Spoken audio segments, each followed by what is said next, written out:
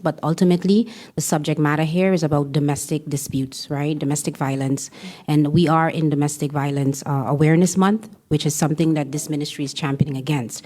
We want people to live happily together. For example, the OM's office, along with Safe Haven and SEIS, have come together and they have launched a program called Safe Homes, ultimately mediating with couples to be able to have their living relationship be amicable, be safe, be respectful.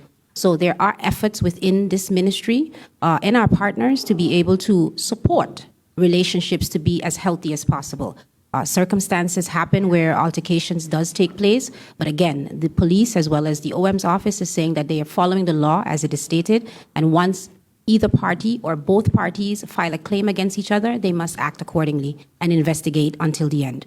So in no way, shape, or form do we support any sort of violence against anyone. And we don't like to hear the fact that, yeah, in an instance where someone who identifies themselves as being victim is also being incarcerated. That doesn't sound good at all, but it is the elements that surround the specific case that contributes to the outcome. So we want to do our best as much as possible to provide a safe environment where persons feel comfortable and safe to call the authorities, because that's one of the things that was my first concern.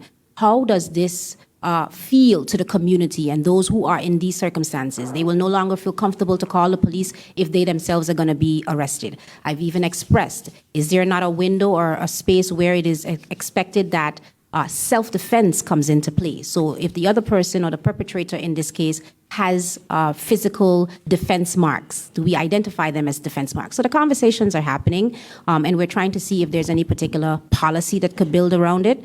We're working into it, but I just don't want the sentiment to be that there's a fear now to call the authorities because of what could be. One just needs to be able to state exactly what happens, and eventually the truth will come out.